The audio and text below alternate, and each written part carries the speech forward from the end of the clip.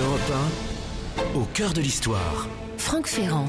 Et pour finir cette semaine en beauté, Franck Ferrand nous emmène au cœur de l'histoire de Victor Hugo. Bonjour Franck. Bonjour Anissa, bonjour à tous. On peut dire en effet de l'exil du grand homme qu'il a bien été le point d'inflexion, le pivot de son existence et le creuset d'une part importante de son œuvre.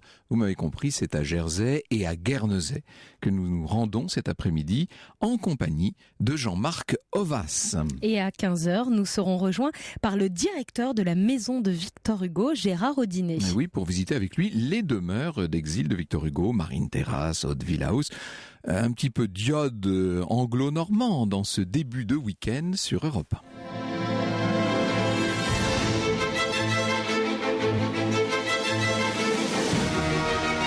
Europe 1, 14h, 15h30. Au cœur de l'histoire, Franck Ferrand.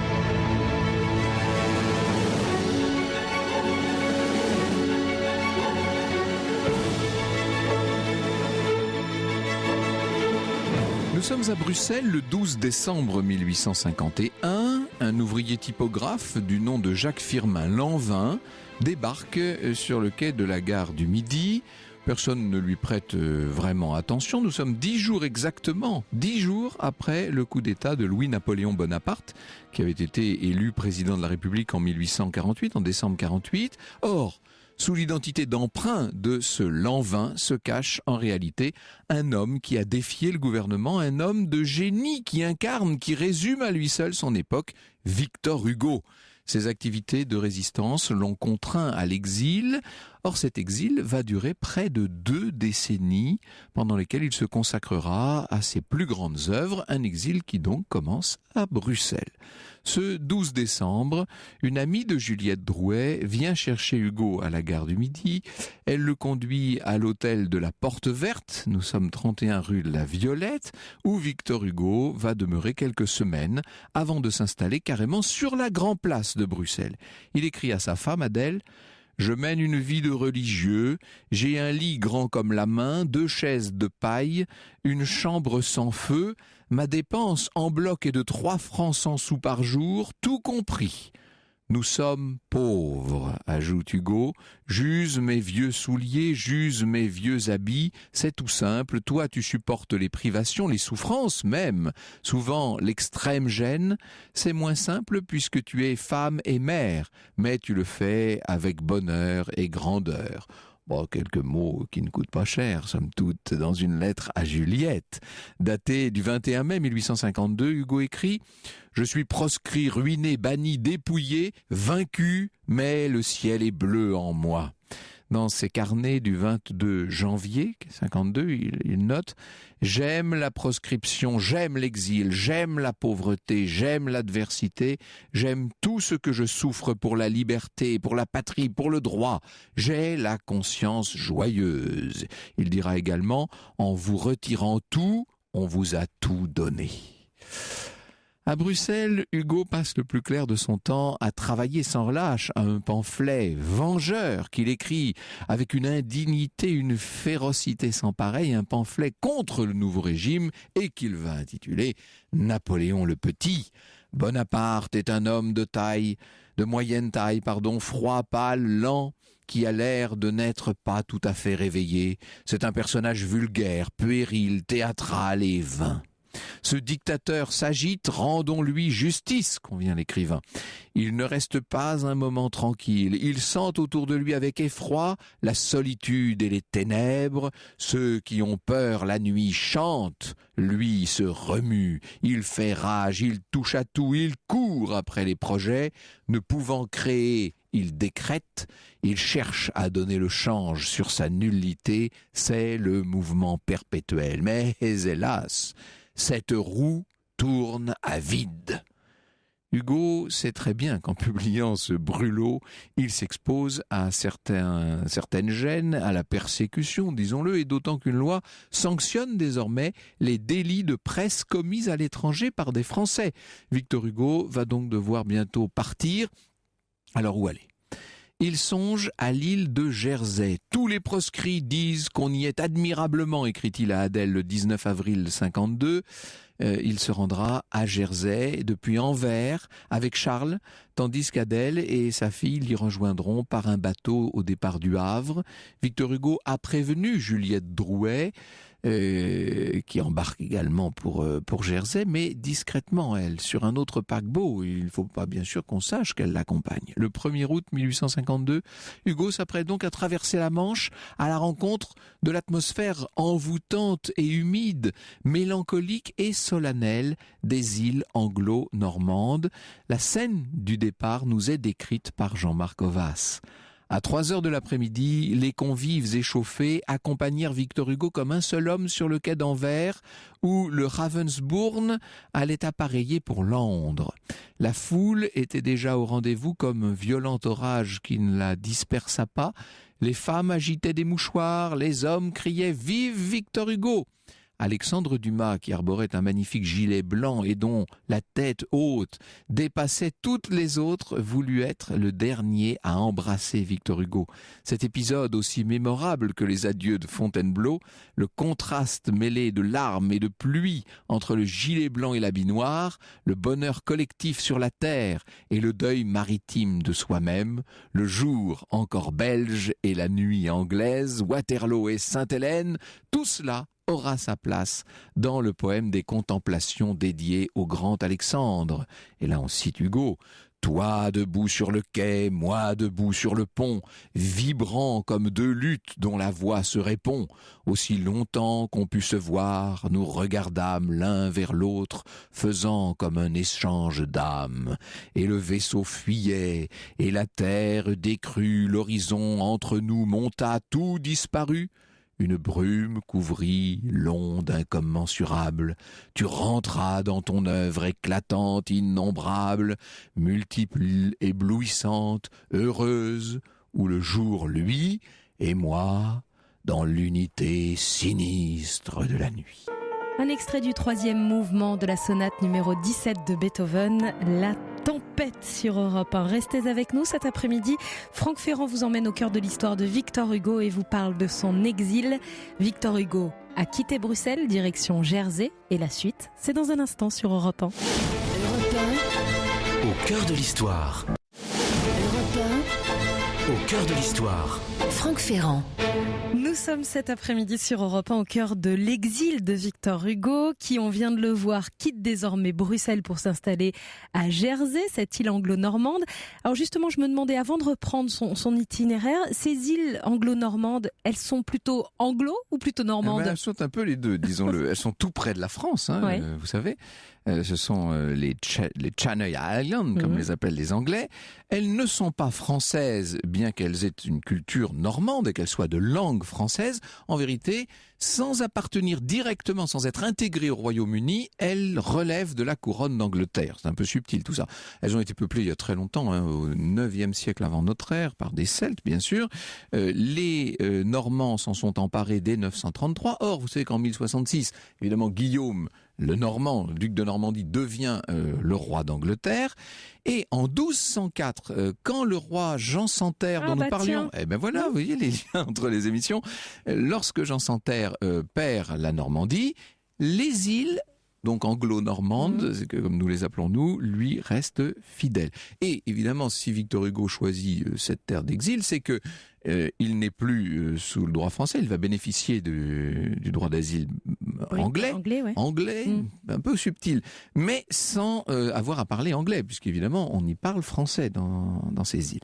C'est le 5 août 1852, on y parle essentiellement français, c'est le 5 août 1852 que l'écrivain débarque au port de Jersey sous les acclamations des habitants de l'île et de tous les proscrits qui se sont rassemblés là, évidemment, pour l'accueillir.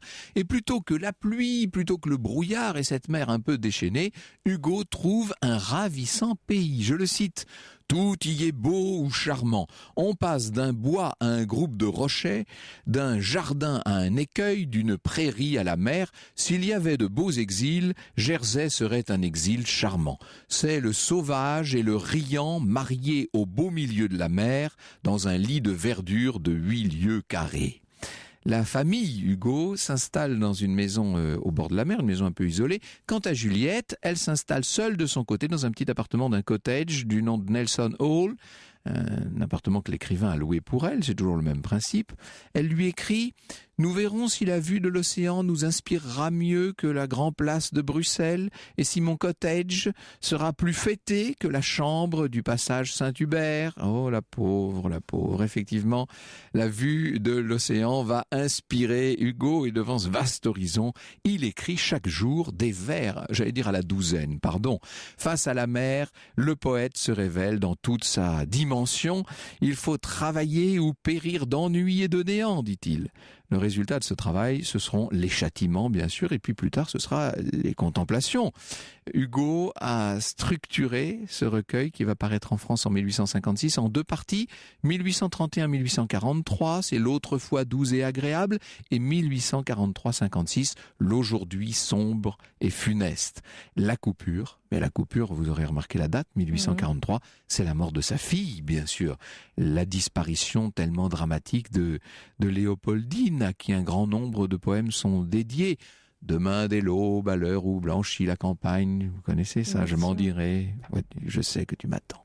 Hugo, de toute façon, va écrire énormément à cette époque. Il est inspiré véritablement. À Jersey, on peut dire que ce ne sont pas seulement des poèmes sombres qui sortent de sa plume, c'est un grand nombre aussi de poèmes lumineux qui sont antidatés pour essayer de préserver la symétrie du livre. Bien sûr, tout ce qui est beau est renvoyé avant 1843. Par ailleurs, le poète va poursuivre son activité, comment dira-t-on, d'opposition, de résistance au régime de Napoléon III. Il discourt devant les proscrits, il tente de maintenir chez eux la flamme du combat. Il aide les plus démunis en mettant en place une caisse commune. Il fait des dons d'argent, il invite les habitants de l'île à sa table. Le 2 décembre 1852, 4 mois après son arrivée à Jersey, le gouvernement français autorise le retour sans représailles de tous ceux qui s'engageraient à ne rien faire contre l'élu du pays. L'élu du pays, parce qu'entre-temps, il y a eu plébiscite, etc. 2 décembre 52, vous voyez bien que c'est l'anniversaire du coup d'État, bien entendu. Victor Hugo refuse de rentrer. À propos des proscrits qui cèdent au retour, il écrit « Je leur pardonne et je les plains ». Jersey, c'est Hugo l'endurci héroïque, l'engagé solennel, l'âme de la résistance, mais c'est aussi le mystique, le métaphysique d'une certaine manière, puisqu'il va s'ouvrir à ce moment-là à certaines expériences de surnaturel. C'est le 6 septembre 1853 que Delphine de Girardin débarque à Jersey. C'est elle qui va initier Hugo à cette pratique alors tellement en vogue dans les cercles mondains et notamment parisiens, le fameux spiritisme, vous savez. On fait tourner, on fait parler les tables. Et c'est ainsi qu'on va voir Hugo et sa famille, leur ami Auguste Vacry, Delphine de Girardin, bien sûr, se mettre à table, si j'ose dire, pour la première fois, le 7 septembre. Alors, Hugo est très sceptique au départ. Je me rappelle une conférence incroyable que nous avait donnée Alain Decaux au Théâtre Impérial de Compiègne il y a quelques années. Il expliquait comment tout ça s'est fait. Delphine de Girardin qui essaie de distraire ces pauvres exilés qui n'ont pas tous les jours une belle distraction à se mettre sous la dent. Et Hugo qui, lui, très à l'écart, ne veut rien entendre de tout cela. Et puis, il découvre peu à peu que par la bouche d'ombre, comme il dira plus tard, c'est sa fille qui s'exprime. C'est un moyen qu'il aurait trouvé d'entrer en contact avec les mânes de Léopoldine. Et là, d'un seul coup, celui qui, d'un scepticisme irrémédiable, se montrait quasi hostile au spiritisme, va devenir le plus fervent adepte de cette pratique dont il va finir par faire quasiment un genre littéraire, et les tables de Jersey ne vont plus cesser de parler pendant un certain temps. Voilà comment Victor Hugo arrive à surmonter non seulement l'exil, mais aussi d'une certaine manière la mort. Cet après-midi, Franck Ferrand vous raconte l'exil de Victor Hugo. Alors si vous avez des questions sur le sujet, n'hésitez pas. Franck Ferrand et son invité y répondent jusqu'à 15h. Rendez-vous sur les réseaux sociaux, la page Facebook Au cœur de l'histoire et Twitter avec le hashtag ACDH. Et de 15h à 15h30, suivez-nous, nous irons visiter ensemble Guernesey. Europe 1, au cœur de l'histoire. Europe 1, au cœur de l'histoire. Franck Ferrand. Alors cet après-midi, Franck, vous nous emmenez au cœur de l'histoire de Victor Hugo, au cœur de l'histoire de ses exils. Nous sommes à Jersey cet après-midi, pour l'instant en tout cas, Oui. et Victor Hugo, il découvre le spiritisme. Oui, alors ce qui est assez amusant dans les transcriptions qu'on a de ces fameuses séances de la table de Jersey, c'est que les esprits parlent avec un ton singulièrement hugolien quand même. Ah oui. Comme par hasard. Oui, comme par hasard. Et puis alors, ça permet à Hugo d'entrer en contact avec tous les plus grands personnages, avec Moïse, avec Chateaubriand, Shakespeare, Aristote, Jeanne d'Arc et Jésus-Christ. Enfin bon, oui, Hugo est en famille, si l'on peut dire. L'expérience s'arrête brutalement en 1855, certainement parce qu'un des participants, Jules Alix, a été pris au cours d'une séance d'une crise de folie, il faut bien le dire, de démence. D'ailleurs, il va tomber vraiment, lui, dans la folie et finir aux petites maisons de Charenton, vous savez, dans un asile d'aliénés. Et puis peut-être que la bouche de l'ombre a dit tout ce qu'elle avait à dire. Cette année 55 constitue un tournant. Au mois d'octobre le 27, Hugo est en effet expulsé de Jersey parce que dans un journal contestataire qui s'appelle L'Homme, il a pris parti. 4 jours plus tard, Hugo et les siens, ainsi que Juliette, embarquent sur une mer agitée, sous la pluie, les rafales de vent, éclaboussés par des vagues énormes.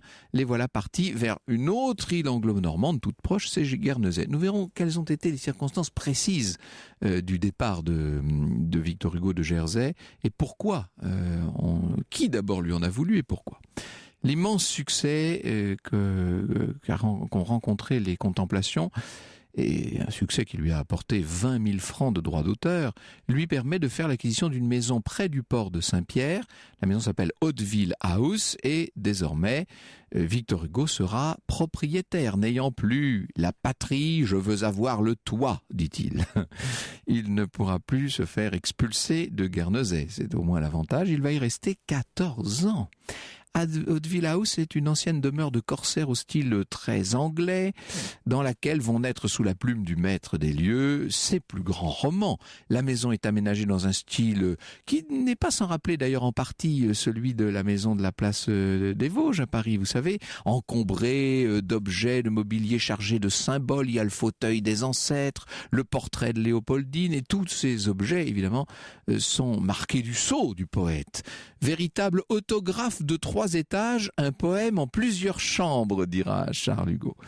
Les femmes logent au premier étage, les hommes au second. Au troisième, Hugo aménage un vaste espace entouré d'une verrière dont le plafond transparent donne sur l'immensité du ciel. Vous imaginez cette verrière, cette véranda suspendue entre mer et ciel. C'est là, dans ce fameux lookout, qu'il travaille debout face aux flots déchaînés. Ou face à la mer calme. Par temps clair, on dit qu'on peut apercevoir les côtes françaises. Ça, c'est très important pour lui, bien sûr. Il se lève à l'aube. Il écrit tous les jours jusqu'à midi dans cette espèce de belvédère dont les vitres laissent entrer accrus les rayons d'un soleil qui lui brûle parfois le corps. À midi, il se met entièrement nu et s'asperge d'eau glacée avant de se frictionner le corps avec un gant de crin. Nous visiterons la maison tout à l'heure et nous reviendrons évidemment sur la vie quotidienne qu'on pouvait mené à Hauteville House. Les personnes qui passaient dans Hauteville Street à ce moment-là et qui levaient les yeux vers la cage de verre pouvaient voir la blanche apparition, dit Paul Stapfer. Après le déjeuner, alors que chacun va qu'à ses occupations, Adèle à la préparation du dîner, la fille Adèle au piano, Charles à la rêverie, Hugo va rejoindre Juliette, bien entendu. André Mauroy nous dit qu'on lui avait trouvé une charmante villa, la Fallu, si proche de Hauteville House qu'elle pouvait voir son demi-dieu faire sa toilette sur la terrasse. Chaque matin, elle guettait le petit lever pour repaître ses regards de ce corps tant aimé. Elle est là, la fidèle Juliette, qui ne décrochera jamais. Dès 1860, Hugo se plonge dans ce qui sera son plus grand roman d'exil, Les Misérables, évidemment, publié 2 ans plus tard, en 62. Bien sûr, il faut tout de suite préciser qu'il n'a pas écrit ce roman en 2 ans. Les Misérables sont le résultat de de nombreuses années d'un travail entamé bien avant l'exil, sous la forme d'un roman qui s'appelait d'abord Jean Tréjean, puis Les Misères, roman dans lequel étaient déjà présents les personnages qui depuis ont fasciné l'imaginaire collectif, Cosette, Fantine et Jean Valjean, bien entendu, qui incarne à lui seul l'idée de rédemption du peuple. Ma conviction est que ce livre livre sera un des principaux sommets, sinon le principal de mon œuvre, écrit Hugo à son éditeur, La Croix. À cette époque, il écrit également William Shakespeare, Les Travailleurs de la mer, L'Homme qui rit. Il prend des notes pour son 93. 1870, nous y voilà, c'est la défaite de Sedan. Cette fois, c'est au tour de Napoléon III de connaître l'exil en Angleterre. Eh bien, Hugo peut rentrer, il ne tarde pas. Il écrira un texte 5 ans plus tard, en 1875, Ce qu'est l'exil, dans lequel il revient sur ses années anglo-normandes. L'exil, c'est la nudité du droit, rien de plus terrible. Pour qui? Pour celui qui subit l'exil? Non. Pour celui qui l'inflige, dit-il. Le supplice se retourne et mord le bourreau. Quoi que fassent les tout-puissants momentanés, l'éternel fond leur résiste. Ils n'ont que la surface de la certitude. Le dessous appartient au penseur. Puisqu'il est au bord de la mer, que l'exilé en profite, que cette mobilité sous l'infini lui donne la sagesse, qu'il médite sur l'émeute éternelle des flots contre le rivage et des impostures contre la vérité. Les diatribes sont vainement convulsives, qu'il regarde la vague cracher sur le rocher et qu'il se demande ce que cette salive y gagne et ce que ce granit y perd. Tels sont les petits côtés de l'exil. Voici les grands. Songer, penser, souffrir, être seul et sentir qu'on est avec tous.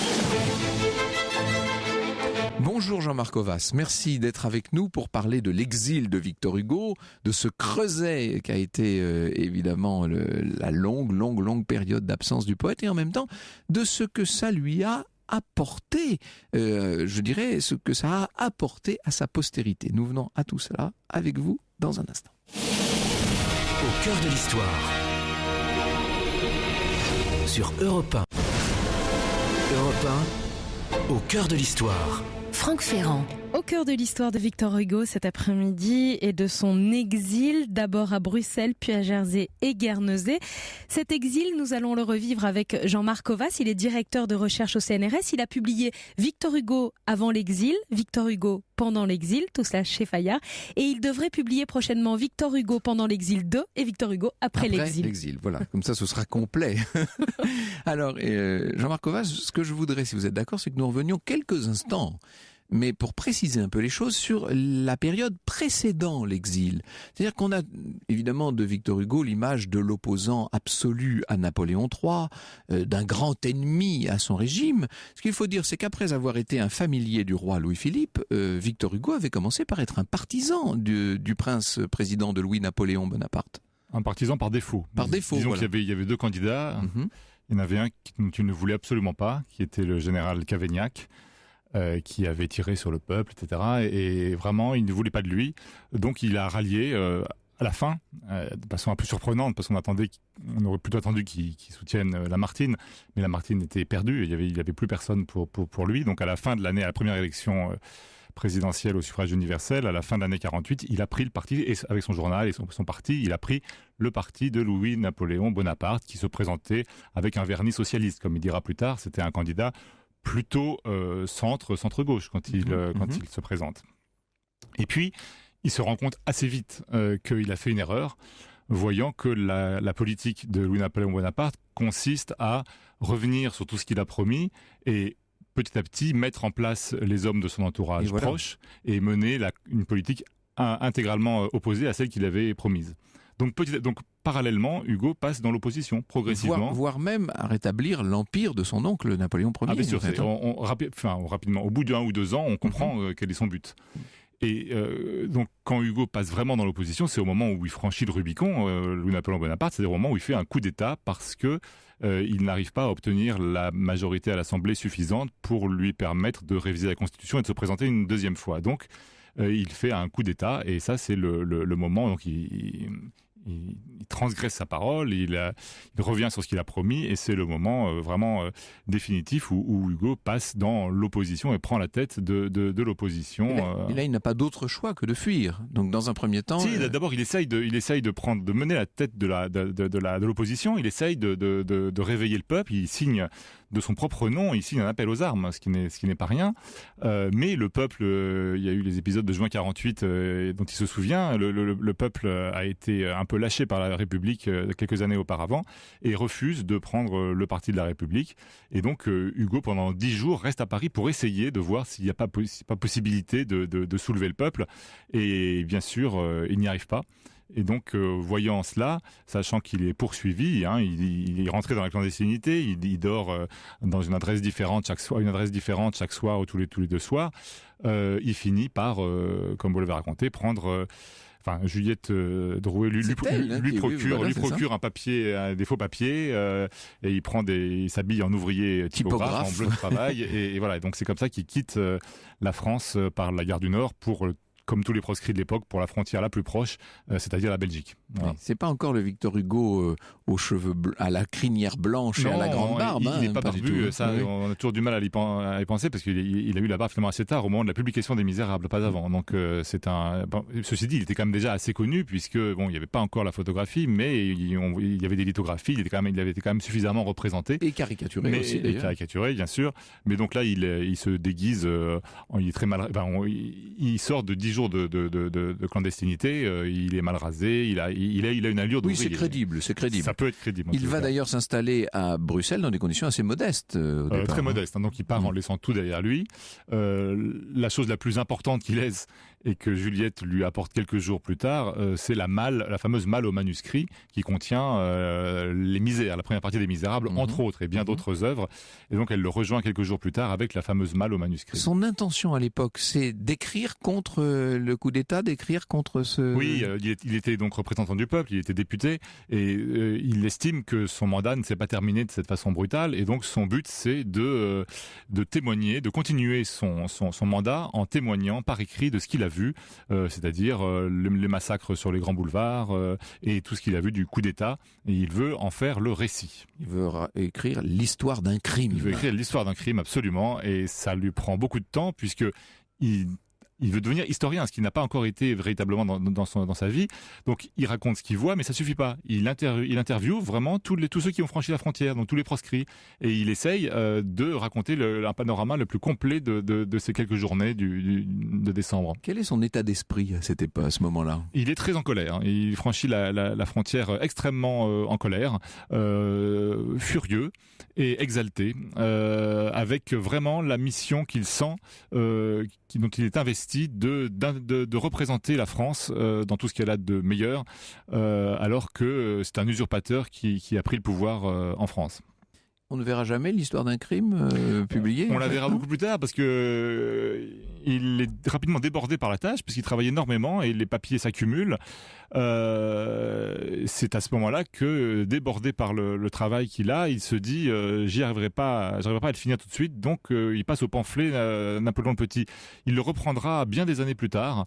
À un moment aussi, un tournant crucial de la politique française qui est vers 1877, le moment du coup d'État possible de MacMahon. Donc voilà. Donc, la Belgique est un jeune État à l'époque. Quelles sont les relations entre Victor Hugo et les Belges ? Alors il arrive un peu favorisé par rapport à tous ces malheureux qui franchissent la frontière. Il n'est pas seul, il y a un afflux de proscrits.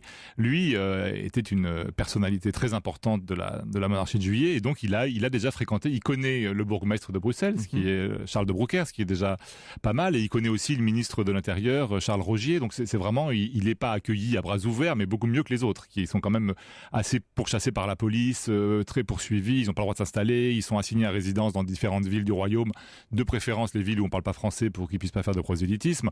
Donc du coup, lui a un statut un peu favorisé.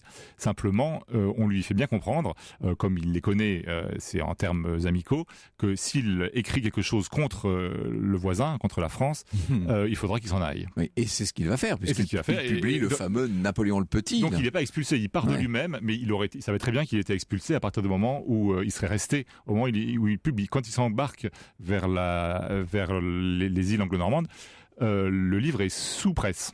Oui. Mais tout ça a été, si je puis dire, préparé, programmé.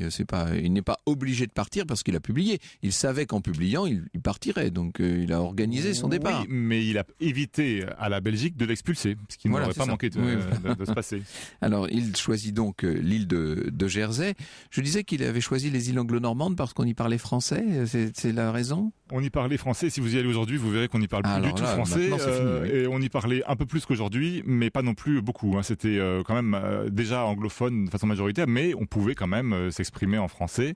Mais c'était quand même déjà plus anglophone. Et puis c'est des îles qui ont accueilli aussi des proscrits depuis très longtemps. Il y avait son grand modèle Chateaubriand qui est passé aussi autrefois. Il n'est pas le premier à débarquer là-bas. Non, il y a des proscrits de toute l'Europe déjà, des proscrits des différentes révolutions de 48. Donc il y a des Hongrois, des Polonais, des Allemands, des Anglais. Il y avait toutes sortes de gens. Donc évidemment, quand il arrive là-bas, Hugo sort d'une longue période extrêmement difficile de combats politiques acharnés. Il a dû passer par toutes les étapes tellement difficiles que vous venez de nous raconter. Et il arrive à Jersey et c'est un choc. On pourrait penser que c'est un choc terrible, un choc négatif. Pas du tout. C'est un choc qui pour lui se révèle salutaire. Europe 1, au cœur de l'histoire. Europe 1, Au cœur de l'histoire. Franck Ferrand.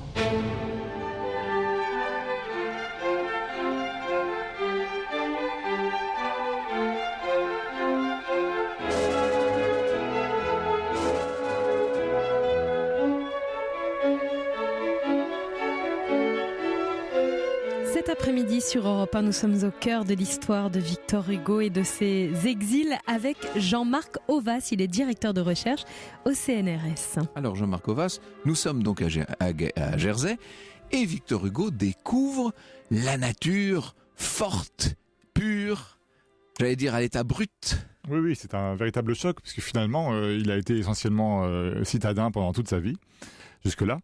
Et plus effectivement les épisodes très très tourmentés qu'il a traversés précédemment. Et donc là, c'est une rencontre extraordinaire avec la nature. Elle est prévue, parce que quand il est à Bruxelles, déjà il écrit quand je serai à Jersey, je me remettrai à écrire de la poésie, etc. Donc c'est quand même un peu anticipé, mais il n'empêche que c'est un véritable choc. Et c'est très beau, Jersey. C'est magnifique. Les îles anglo-normandes dans l'ensemble sont extraordinaires, oui. Il y a le rock, ça lui plaît, la force des flots, l'espèce de vivacité d'une nature en même temps à la fois luxuriante et variée. Donc tout ça lui plaît, bien sûr. Très varié, alors que c'est une île qui est quand même pas immense. C'est son compagnon d'exil, Vacry, qui était parfois plus sarcastique, qui le dit. On se rend compte au bout d'un certain temps qu'une île est une île. On en a fait le tour. Voilà, surtout qu'ils en faisaient régulièrement le tour pour se promener.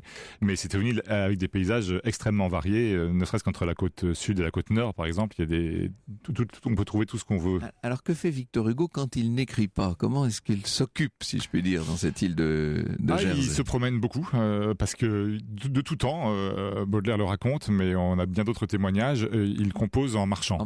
C'est quelque chose qui est vraiment très spécifique. C'est un homme debout, lui. Voilà. Et il écrit debout aussi, d'ailleurs. Il écrit debout, mais il compose en marchant, ce qui est encore différent. C'est-à-dire que même sûr, oui. Donc on a l'impression qu'il avait une première phase de composition intérieure et qu'il écrivait assez rapidement ensuite. Donc ils se promènent beaucoup. Ils font régulièrement le tour de l'île et puis surtout ils se baignent. Ils se baignent tous autant qu'ils sont. Avec ses fils, il y a des concours de nombre de baignades. Et quand on connaît les îles, on se rend compte que c'est héroïque parce qu'ils se baignent à peu près du mois de mars au mois de novembre. Alors ce qui est étonnant, c'est qu'en ce milieu de 19e siècle, on s'adonne déjà dans l'entourage de Victor Hugo à la photographie. La photographie, c'est un des grands... On parle toujours des tables tournantes, mais la photographie, ça a été une des grandes révélations de Jersey aussi. C'est cette époque tout à fait contemporaine de la découverte de la photographie. Et c'est Charles, le fils un des deux fils de Victor Hugo, qui se passionne pour ce nouveau médium ou média et qui va prendre des cours et qui apporte du matériel. C'était très lourd et compliqué à l'époque. Et c'est comme ça qu'on a une série magnifique de photographies. Victor Hugo apparaît enfin à l'image à cette époque-là dans ce qu'on a appelé l'atelier photographique de Jersey. Dans la maison, il garde la salle du bas, la serre, pour en faire un atelier de photographie. et ils ont l'idée de faire un livre illustré, ce qui est incroyable parce que la photographie ne fait que commencer. Eux, ils ont déjà l'idée de préparer un livre sur les îles anglo-normandes, sur Jersey et les îles anglo-normandes. Lui-même se fait photographier sur des rochers, etc. Et lui-même voit tout de suite le parti qu'il peut tirer de ce nouveau média. Puisqu'il est expulsé de France, il va pouvoir y rentrer par l'image. Et donc, il fait des portraits certains très célèbres, effectivement. Hugo sur son rocher, tournant le dos à la France, ou Hugo adossé au rocher. Enfin bref, l'incarnation même de l'opposition à Napoléon III. Exactement. Et ça a été très réussi puisque ces images ont traversé le temps jusqu'à aujourd'hui. À la cour, dans l'entourage de Napoléon III et de l'impératrice Eugénie, on aimerait que Hugo revienne en France. Bien sûr. On a quelquefois pensé même que Delphine de Girardin, la fameuse épouse de l'inventeur de la presse, serait peut-être venue aussi pour le faire revenir, ou du moins pour négocier qu'il renonce à publier Châtiment. Oui. Il avait déjà publié Napoléon le Petit, mais on savait qu'il allait publier Châtiment, qui est, comme il dit, Napoléon le Petit, mais en vers cette fois. Et donc, peut-être, sans doute, elle est venue pour essayer de le distraire. Et finalement, la négocier. La visite de Delphine de Girardin va avoir une toute autre conséquence. Et oui, c'est donc elle qui essaye initie, peut-être pour les occuper aussi, pour les distraire, qui importe la mode des tables tournantes et qui essaye de les faire marcher. Ça marche pas tout de suite d'ailleurs dans l'île. Et alors encore une fois, c'est Charles Hugo, c'est le fils qui est tout de suite converti et convaincu et qui en fait beaucoup. Adèle, Madame Victor Hugo aussi. Ce sont un peu les deux. Victor Hugo s'y intéresse, mais il ne faut pas croire deux choses. D'abord qu'il assiste à toutes les séances, ce qui est loin d'être vrai. Et d'autre part, l'œuvre qui en résulte, donc les procès-verbaux des tables parlantes, ce n'est pas une œuvre de Victor Hugo, c'est une œuvre collective. Même si, effectivement, elles ont le style de Victor Hugo, mais autour de lui, on parlait un peu comme Victor Hugo. Et puis vous-même, quand vous lisez, au fur et à mesure, vous avez le rythme dans la tête et on prend le ton. Donc voilà. Et alors dans l'entourage, c'est encore plus marquant. Oui, bien sûr. Est-ce qu'on peut dire que cet éloignement, cette forme d'isolement même, a permis à Hugo de mûrir politiquement? Je pense que son évolution politique était terminée avant qu'il ne parte en exil. Donc politiquement, en gros, tout est fixé à la fin de cette Deuxième République où il a été essentiellement un homme politique. Il ne publiait plus de livres littéraires, il publiait plus que des discours politiques. Il lui a permis de mûrir certainement littérairement et disons d'intégrer tous ces thèmes politiques à la littérature. C'est le fait de Châtiment pour les poèmes, et ce sera de façon plus spectaculaire encore le fait du roman Les Misérables, puisque dans Les Misérables on retrouve tous les aspects de la pensée politique de Victor Hugo. Il lui arrive de continuer à faire des pamphlets, des articles, il prend position, bien entendu. Oui. Alors, il utilise les différentes cérémonies qui se passent à Jersey, qui sont les anniversaires de la Révolution française, par exemple, de février 48. Donc là, il y a des discours des proscrits français. Il y a aussi des discours pour les anniversaires de la Révolution polonaise. Et souvent, il prend la parole. Et puis, encore plus, ces cérémonies tristes et funèbres que sont les enterrements de proscrits, parce qu'il y a des proscrits qui meurent, ils sont quand même assez misérables et vivent dans des conditions tristes. Il y a des proscrits qui sont expulsés de Jersey. Non, ça c'est à la fin, c'est vraiment exceptionnel. Normalement, les îles anglo-normandes étaient des îles traditionnellement accueillantes. Mais alors comment expliquer ça justement? Il s'est passé une chose, c'est aussi Vacry qui le raconte, en Angleterre on peut tout dire, tout faire, on est très libre, sauf une chose, on ne peut pas mal parler de la reine. Alors ce qui s'est passé, c'est que dans le journal des proscrits, un proscrit qui était à Londres, Félix Piat, qu'on reverra sous la Commune, Félix Piat, donc qui était un proscrit très engagé, écrit une lettre assez ordurière, pas maligne en tous les cas, attaquant la reine d'Angleterre parce qu'elle à cause de l'alliance avec Napoléon III. Et cette lettre qui est passée à Londres comme une lettre à la poste, si l'on peut dire, est reprise quelques semaines plus tard par le journal de Jersey qui la publie en la signant Félix Piat. Bref, il publie cette lettre. Et là, agitation terrible dans l'île, l'île se soulève en disant que c'est scandaleux et obtient de faire expulser le propriétaire du journal, le rédacteur en chef, les trois responsables de ce journal. Hugo n'était pas dans la rédaction du journal spécialement. De temps en temps, il y publiait, mais incidemment. Mais il trouve ça scandaleux qu'on puisse expulser des proscrits de Jersey. Et donc, il signe un appel à solidarité avec eux en disant à la fin, si vous n'êtes pas d'accord, expulsez-nous. Et c'est ce qui s'est produit, donc ils sont tous expulsés ensemble. C'était un défi et c'est un pari qu'il a perdu. C'est un pari qu'il a perdu, exactement. Bon, oui, tout à fait. Alors néanmoins, il peut quand même aller s'installer à Guernesey. C'est là où vous aviez raison de parler de subtilité juridique. Ça n'a pas été une expulsion générale du Royaume d'Angleterre, ça a été une expulsion qui ne fonctionnait que pour Jersey. Donc il avait le droit d'aller à Guernesey. Eh bien, ça va lui réussir plus tôt puisqu'il va devenir propriétaire à Guernesey d'une somptueuse demeure dont nous allons parler très bientôt. Au cœur de l'histoire. Sur Europe 1. Europe 1, au cœur de l'histoire. Franck Ferrand. Au cœur de l'histoire de l'exil de Victor Hugo cet après-midi sur Europe 1. Alors de 15h à 15h30, nous allons aller nous balader à Guernesey, respirer l'air frais de cette île anglo-normande. D'ailleurs, Anne-Marie nous dit sur Facebook « Je connais bien Guernesey, c'est un beau mélange du nord de la France et de l'Angleterre.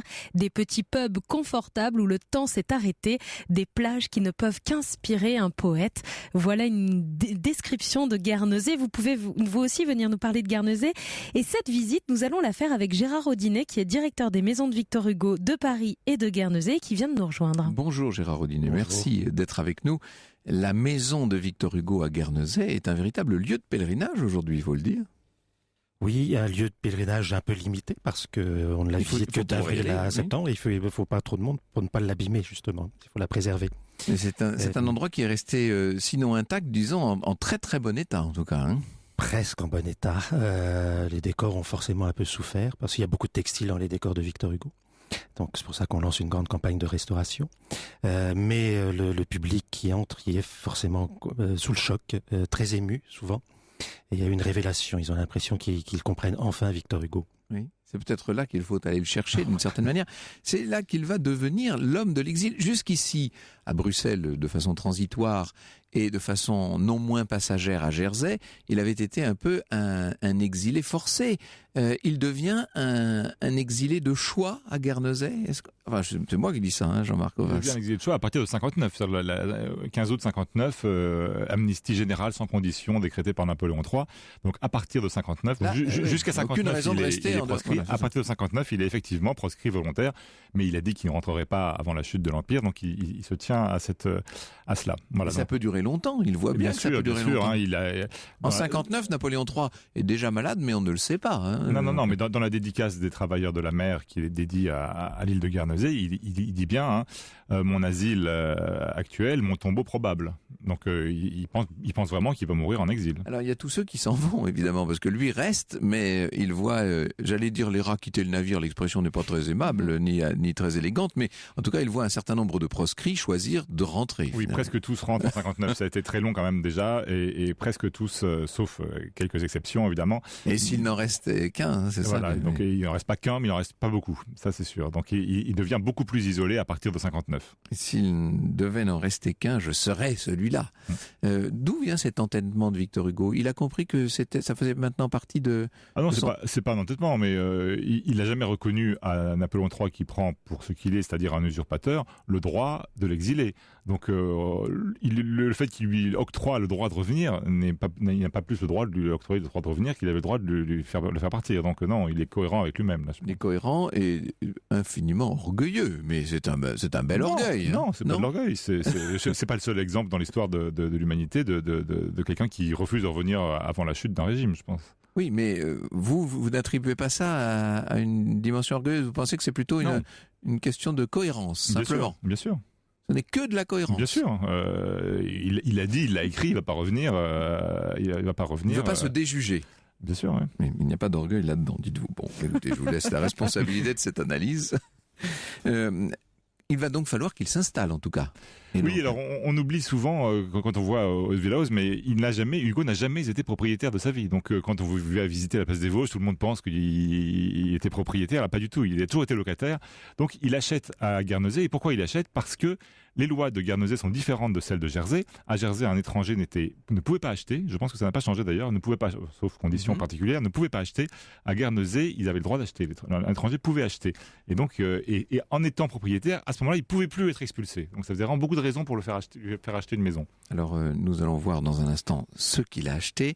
Nous verrons comment il y vivait. Nous parlerons de Juliette, qu'il faut jamais oublier, qui est toujours là, en marge de la famille, si je puis dire, à attendre toujours son grand homme et à le recevoir quotidiennement.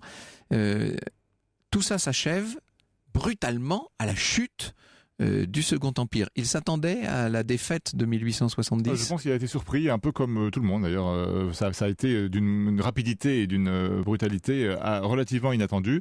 Il a quand même anticipé la fin, puisqu'il se rapproche pour venir à Bruxelles, plus près de la France, pour pouvoir revenir. Mais effectivement, il a été quand même surpris. Et il arrive, donc il passe effectivement par la Belgique, mais il arrive à Paris aussitôt après la proclamation. Un jour après, c'est incroyable. Le 4 septembre, la République est proclamée, il prend le train et il arrive à Paris le 5 septembre au soir, gare du Nord. Alors là, pour le coup, il a été parfaitement cohérent. Il ne va pas rester longtemps à Paris, il faut le dire. Après, c'est une année terrible. Si, il reste assez longtemps. Il reste pendant le siège de Paris. Il partira, après, il est élu député. Il va siéger avec l'Assemblée à Bordeaux. Donc, il y a eu toute une série d'histoires. Mais il reste quand même pendant le siège de Paris. Si vous voulez, on y reviendra tout à l'heure quand même. On dira ce qu'est devenu Victor Hugo après l'exil. Au cœur de l'histoire. Au cœur de l'histoire.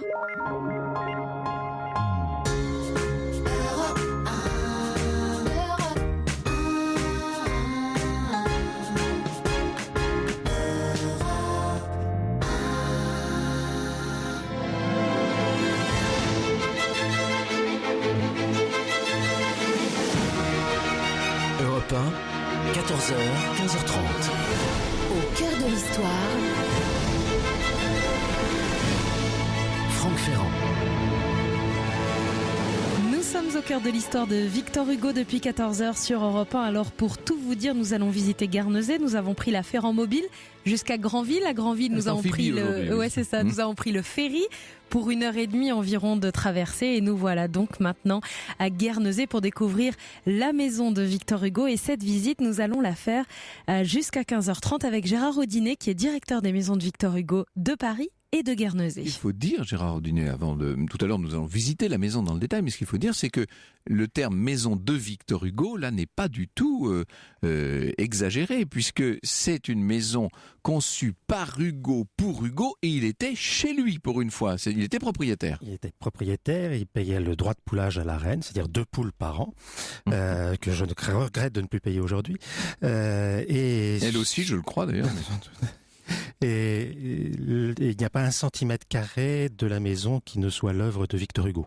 Oui, c'est ça. Parce qu'il décore, c'est-à-dire c'est pas de la décoration, on met des tableaux sur les murs et un des univers meubles, hugolien total. C'est tout, c'est les murs, le plafond, le sol, tout est aménagé par Victor Hugo avec des menuisiers guernesiais qui se plient à ses caprices. Donc beaucoup de boiseries, des tapisseries partout au plafond. Okay. Alors cette maison, elle appartient à qui aujourd'hui? Il faut peut-être que nous précisions. Elle appartient à la ville de Paris depuis 1927, où les descendants de Victor Hugo en ont fait don à la ville. Alors c'est donc un musée français, mais qui se trouve en territoire étranger.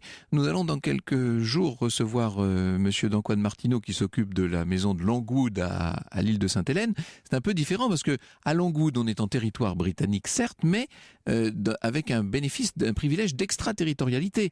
C'est-à-dire que la petite propriété appartient à la France. Là, ce n'est même pas le cas. Non, c'est une propriété privée à Guernesey. Voilà, propriété privée de la ville de Paris. De la ville de Paris. À Guernesey. Alors, cette maison, il faut peut-être que nous la situions, que vous nous disiez où elle se trouve exactement et quelle est sa position par rapport à la mer, notamment. Alors, elle est sur la hauteur, sur une des hauteurs de Saint-Peter-Port. Et elle qui se trouve où par rapport au reste de l'île, peut-être? C'est à l'est de l'île, c'est vraiment face à la France. Ce qui explique que par temps clair, on puisse voir les côtes françaises. Voilà, par temps clair, c'est que le temps va changer et qu'il va pleuvoir quand on voit les côtes de France. Et ça, c'est pas bon signe, c'est vrai, oui.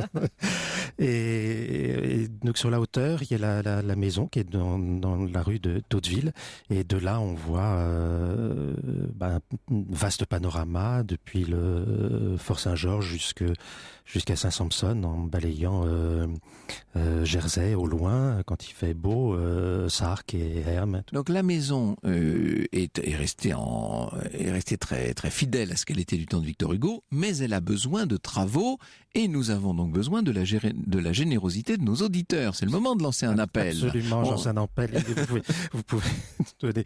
On cherche beaucoup d'argent. Déjà un premier objectif pour des restaurations d'œuvres et de mobilier, 200 000 €. Vous pouvez donner en ligne sur le site de la Fondation du Patrimoine. Si vous voulez payer en 3 fois, c'est aussi possible. Voilà, mais c'est déductible des impôts, donc par les temps qui courent, c'est appréciable. Et on recherche en tout à peu près 2 millions d'euros. Ce sont des gros travaux, parce que Victor Hugo était... Des travaux sur quelle partie du bâtiment que vous voulez faire ? Victor Hugo était un grand écrivain, mais moins bon ingénieur, il faut le reconnaître. Et il a fait deux ajouts à cette maison importants. Une serre à 2 étages, parce qu'il s'est passionné, Jean-Marc parlait tout à l'heure de la serre de Marine Terrasse, et s'y a façonné Victor Hugo. C'était une façon d'habiter le paysage. Et en fait, la maison est aussi comme un paysage, et il y a vraiment une prolongation du jardin à l'intérieur de la maison. Et puis ce fameux look-out sur le toit, donc ce cristal roux, qui est vitré, et qu'il a installé juste sur l'évacuation des eaux fluviales du toit. Donc en fait, depuis Victor Hugo, il pleut dans ces deux espaces, voilà. Et c'est des travaux techniques un peu compliqués. Oui, parce qu'il faut arriver à rendre tout cela étanche et sans pour autant modifier l'aspect, bien entendu. Sans modifier l'aspect. Et dans ces décors, Victor Hugo a utilisé beaucoup de textiles. Vous savez, la soie s'use naturellement, donc ça a déjà été changé dans certaines pièces. Et le look-out a beaucoup souffert. Les canapés autrefois étaient recouverts de tapiture, qui avait du feutre imprimé sur les murs. Donc on a des choses à restituer, à compléter. Alors pour faire un don, il faut aller sur le site de la Fondation du Patrimoine, www.fondation-tiret-patrimoine.org/51228. Ça c'est votre créneau. Fondation du Patrimoine sur Google. Ça suffira à mon avis. Oui, voilà. Pour découvrir ce projet, vous avez amené à la maison de Victor Hugo à Paris, la maison qu'il louait Place Royale, l'actuelle Place des Vosges, vous avez apporté un certain nombre d'éléments de décor, d'objets, de meubles, tout ça pour expliquer aux visiteurs ce qu'il faut faire, comment on doit le faire, et voilà, et inciter aussi à s'associer avec nous, parce que la campagne fonctionne d'ailleurs très différemment d'habitude. La Fondation du Patrimoine, ce sont plutôt des petits dons, donc vraiment des dons, et c'est très touchant, de gens qui aiment, modestes mais qui aiment, et qui veulent du coup mettre un petit peu de quelque chose d'eux dans cette maison. Oui. Eh bien, je pense qu'il y a énormément d'amoureux de Victor Hugo, et que notamment dans la région parisienne, les gens vont aller voir Place des Vosges, ce que vous êtes en train de préparer à Guernesey. Et puis l'idéal, c'est de pouvoir aller à Guernesey. Même ce que nous allons faire dans un instant, nous allons visiter cette maison. Il ne faudrait pas oublier que Juliette habitait tout près. Évidemment, Juliette Drouet n'est jamais loin de son totor, Jean-Marc Ovas. Non, elle habite toujours à côté, absolument. Et elle a une maison qui existe encore aussi, avec vue sur Haute-Ville-à-Hausse. Donc oui, et puis pendant l'exil, elle va changer de maison. Enfin, oui. Est-ce qu'elle a été peu à peu adoptée, si je puis dire, par la famille Hugo, ou est-ce qu'elle est parfaitement en marge de... Non, elle est très doucement, mais ça a mis beaucoup de temps. Mais il est certain qu'à partir donc de 59, on a raconté que tout le monde repartait en France. C'est vrai aussi pour la famille de Victor Hugo. Donc son fils s'en va, sa femme s'en va souvent avec sa fille. Les 2 Adèle mère et Adèle fille, s'en vont régulièrement. Donc il y a beaucoup de moments où Victor Hugo se retrouve seul sur l'île avec Juliette. Donc je crois que à la fin de sa vie, parce que c'est la fin de la vie de Madame Victor Hugo, elle a su gré à Juliette, de veiller sur son mari. Elle a passé le relais d'une certaine manière. Et donc on a des témoignages. Pour la première fois, elle lui envoie son livre, Victor Hugo raconté par un témoin de sa vie, avec un envoi à Juliette. Voilà, donc il y a un échange. Elle s'invite. Juliette refuse. Mais enfin voilà. Il arrive aussi que pour voir sa famille, Hugo s'en aille à Bruxelles, en fait. Hein. Oui, il voyage à cette époque quand même. Alors l'exil, c'est pareil. Donc la première moitié de l'exil, jusqu'à 59-60, il ne bouge pas des îles. Donc il reste quand même presque une dizaine d'années dans ces îles. Et puis la deuxième moitié de l'exil, il recommence ses voyages annuels dont il avait pris l'habitude avant l'exil, toujours en évitant la France, bien sûr. Donc il passe par Londres, il est obligé. Et il fait un Londres-Bruxelles après, bien sûr par les bateaux. Donc Ostende et puis Ostende-Bruxelles. Et après, à Bruxelles, il retrouve son fils qui s'était installé à Bruxelles. Donc il a une adresse à Bruxelles. Et à partir de là, il rayonne dans la vallée du Rhin, éventuellement jusqu'en Suisse, une fois aussi en Hollande, voilà, dans différentes régions.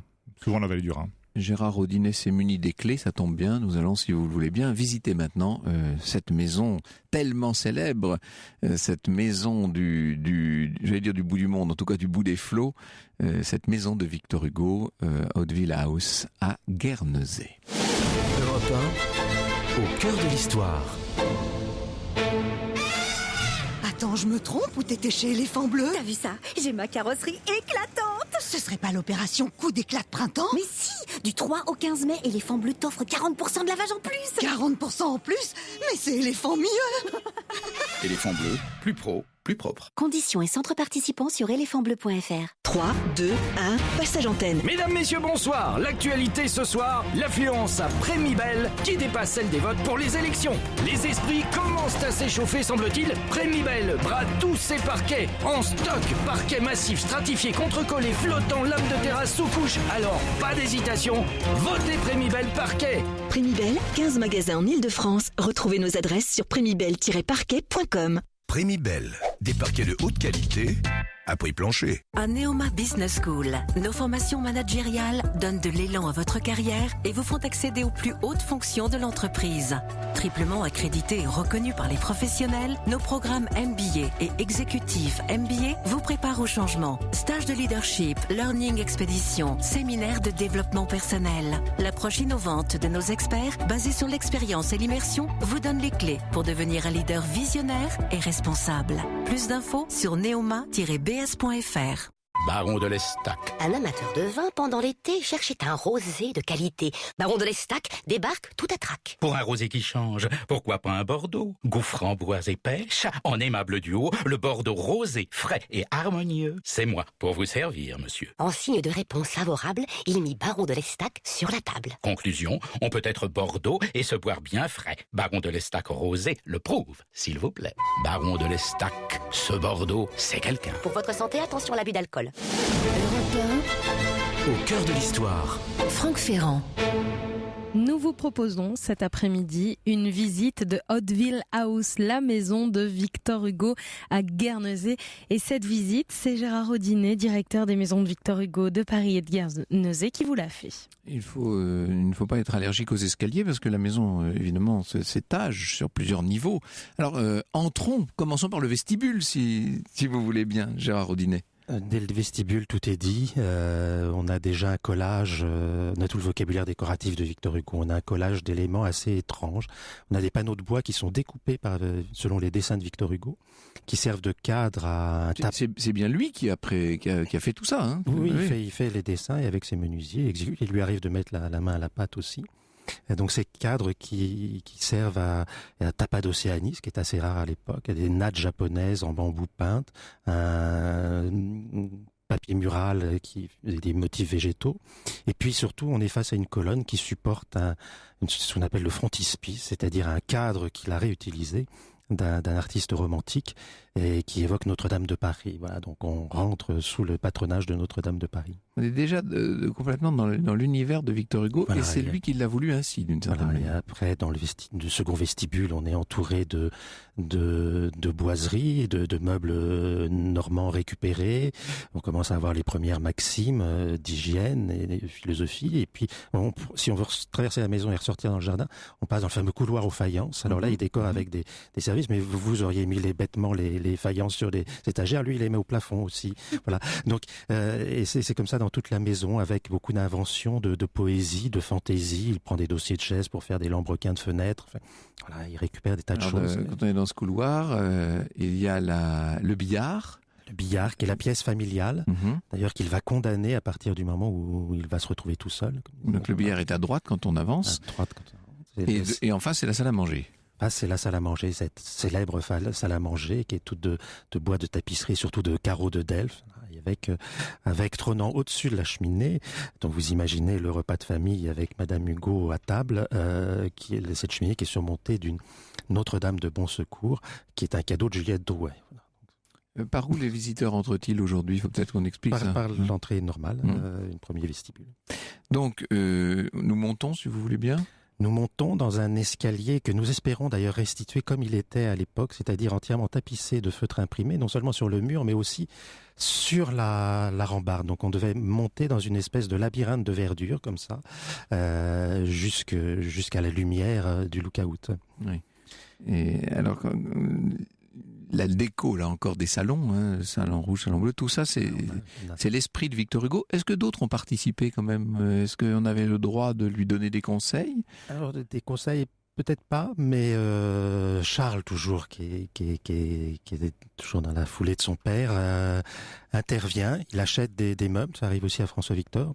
Lorsqu'ils vont à Londres, ils achètent des meubles pour leur père. Charles intervient parfois en peignant des volets aussi dans le Salon Bleu. Voilà, mais l'essentiel de l'œuvre est vraiment fait par Victor Hugo. Il avait des projets qui n'étaient pas seulement, vous nous l'avez dit, de décoration, mais aussi d'architecture. C'est lui qui modifiait. D'ailleurs, au deuxième étage, il y a cette grande galerie qui aurait dû être normalement une sorte de complexe d'écriture. La galerie de Chêne, une pièce qui n'a servi à rien, pour laquelle il a abattu un mur pour réunir un grand espace et qu'il a arrangé en deux parties. C'était censé être son cabinet de travail et sa chambre, donc son appartement. Et donc c'est une pièce qui est bâtie en opposition entre le jour et la nuit, le travail et le songe, la vie et la mort. Alors, quand Victor Hugo va rentrer à Paris après 1870, puis de nouveau en 1875, il habitera dans un premier temps dans le quartier de la Nouvelle Athènes, puis il s'installera évidemment dans la célèbre avenue qui va finir par prendre son nom. Avant cela, il était place des Vosges. Est-ce qu'il y a un lien et une filiation, si je puis dire, entre le décor de la maison de la place des Vosges et celle de Guernesey ? Pour autant qu'on le sache, oui, on a quand même assez peu de témoignages, en tout cas iconographiques, de ce qu'était la place des Vosges, mais on a quand même quelques traces. Et on sait qu'il y a déjà des formules qui sont mises en place à Paris qu'il va réutiliser. Et surtout, lorsque sa famille part le rejoindre en exil, on organise une vente de tout son mobilier à Paris, rue de la Tour d'Auvergne. Et ce qui n'est pas vendu reste stocké chez Juliette. Et à partir du moment où il achète Hauteville, il fait revenir tout ce mobilier. Il réutilise des choses qui sont toujours en place, comme les portes de lac ou les tapisseries de perles très prestigieuses du Salon Rouge. Alors, si nous montons encore un étage, là, cette fois, on va se retrouver dans le fameux atelier d'écriture, enfin dans la véranda, on se retrouve lookout. Sous les toits, dans un espace assez bas de plafond, comme ça, très, très serré. On a en fait deux lieux d'écriture, même trois en fait. Il y a trois pièces à cet étage-là. Il y a avant la construction du lookout qui ne se fera qu'en 62. Il y a un premier espace qui était son cabinet de travail où il a écrit les Misérables et la légende des siècles. Sa chambre aussi qui donne sur le Fort George. Et puis alors il fait abattre un mur, couper une partie du toit et organiser ce lookout. Il faut donc qu'on vous aide à retaper, si je puis dire, cette belle maison de Victor Hugo, cette maison de Hauteville House. J'aurais bien aimé qu'on se promène un peu dans Guernesey même. On va le faire avec Lorena Martin qui nous donnera ses bonnes adresses dans un instant. Qu'y a-t-il à voir en deux mots, en dehors de la maison de Victor Hugo à Guernesey ? La statue de Victor Hugo à Covent Garden et le musée, bien sûr. Il y a la Little Chapel qui est très, très... Ah, ça, c'est la plus petite chapelle du monde, on dit. Voilà, c'est vrai, la plus petite chapelle du monde. Vous pouvez aussi voir, c'est dans le livre Guinness des records, l'Albion, qui est un pub, qui est le pub d'Angleterre, le pub du Royaume-Uni. Le plus proche d'une église, voilà. Et puis surtout des balades sur l'île. Des falaises, des plages. Voilà, il faut aller voir ce qu'il reste de la maison visionnée des travailleurs de la mer. Ah oui, mais parce que évidemment, c'est le cadre des travailleurs de la mer. Oui. Donc on peut se promener sur les pas de Gilliatt. En fait, il est difficile de se promener sur cette île de Guernesey, qui est un tout petit peu plus petite que celle de Jersey. Il est difficile de s'y promener sans forcément être rattrapé par le fantôme d'Hugo, si je comprends bien. Si vous allez à Fermain-Bay, c'est là où il se baignait, donc vous êtes toujours dans le souvenir de Victor Hugo. Et vous êtes très nombreux à réagir sur les réseaux sociaux cet après-midi. Catel vient de nous poster un message sur Facebook. J'ai visité Hauteville House lors d'un voyage scolaire en 3e. J'en garde un souvenir très ému, notamment de son boudoir où il faisait du spiritisme et avait gravé, il me semble, ensemble les noms des esprits célèbres qu'il avait contactés et ce petit escalier qui part de la chambre et mène à cette petite tablette en bois à l'étage où il écrivait debout. J'espère vraiment pouvoir y retourner un jour avec mes enfants. C'est un lieu chargé d'émotions. Bonne journée, bonne émission. Catel de Vendée. Eh bien, on vous le souhaite, Catel, ainsi qu'à nombre de nos auditeurs. À mon avis, vous serez bien reçus. Gérard Audinet est là qui vous attend. Il fait toujours beau à Guernesey? Il fait toujours beau quand j'y vais. Moi, je ne rêve que de tempête à Guernesey. À chaque fois que j'y vais, j'ai un coup de soleil. Ah oui, mais voilà, on n'a jamais ce qu'on voudrait finalement. Au cœur de l'histoire. Sur Europe 1. Europe 1, au cœur de l'histoire. Franck Ferrand. Et nous sommes à Guernesey cet après-midi. Si vous venez de nous rejoindre sur Europe 1 depuis 14h, nous sommes au cœur de l'histoire de Victor Hugo et de son exil à Guernesey. Alors si vous avez prévu de vous y rendre, prenez de quoi noter.